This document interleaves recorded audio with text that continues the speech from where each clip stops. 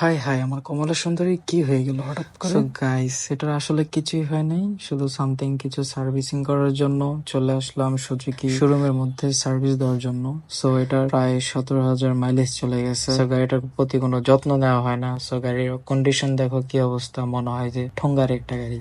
আর আমি আছি কুমিল্লা ক্যান্টনমেন্ট। আজকে আমার গাড়িটা ফুললি ভাবে মাস্টার সার্ভিসিং করা হবে। আর হচ্ছে গাড়িটা সেই সকাল 10টা থেকে আসছি, এখন প্রায় বেজে গেছে 1টা বাজে। সো গাড়ি সবকিছু অলরেডি পার্ট বাই পার্ট খুলে ফেলছে। আর এর মধ্যে চিন্তা করলাম প্রত্যেকটা সময়ের মধ্যে আপনাদেরকে সবকিছুর মধ্যে শেয়ার করি। তো আপনাদের এইটার জন্য আপনাদের কাছে শেয়ার করতেছি, কারণ শেয়ার করতে করতে একটা অভ্যস্ত হয়ে গেছে আপনাদের মাঝে যে এখন না করলেই না।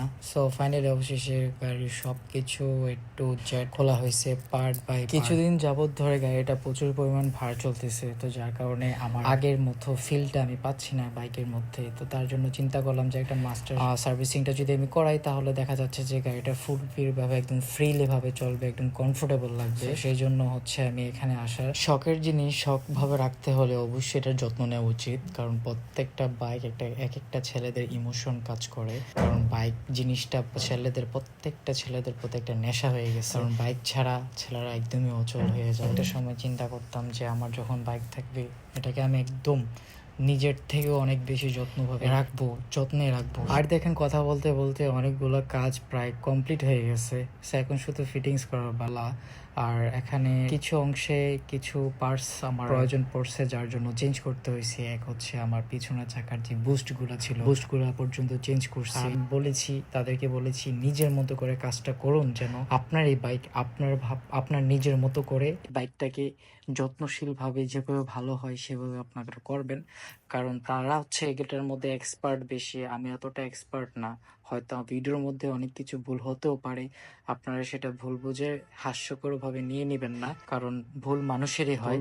বলতে বলতে একটা জিনিসই শিখে হয়ে যায়। সে অবশেষে সব কিছু কমপ্লিট হওয়ার পরে আমার বাইকের হচ্ছে কম্পিউটার সেটআপটা হওয়ার বাকি আছে। এখানে এবিএস সেটআপটা দিচ্ছে, যে বাইকের কোনো কিছু দিক দিয়ে কোনো প্রবলেম আছে কিনা, সেটা যদি হয় অবশ্যই কম্পিউটারে পাই টু পাই করে ধরা খাবে।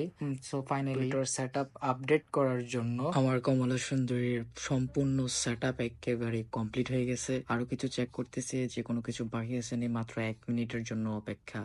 তারপর হচ্ছে এটা সম্পূর্ণভাবে একদম কমপ্লিট হয়ে যাবে। এটার মূলত কাজটা কি ভাইয়া? এবিএস এর যত কিছু প্রবলেম আছে, এসে যদি হাওয়াটাও ধরে থাকে একবারে ক্লিয়ার হয়ে যাবে। এবিএস এই ব্রেকে উনি মূলত বোঝাতে চাচ্ছে যে এই সেটআপটা দেওয়ার জন্য যদি হাওয়া বা কোনো কিছু প্রবলেম যদি থাকে সম্পূর্ণভাবে ক্লিয়ার হয়ে বের হয়ে যাবে। ফাইনালি গাইস, আমার কমলা সুন্দরী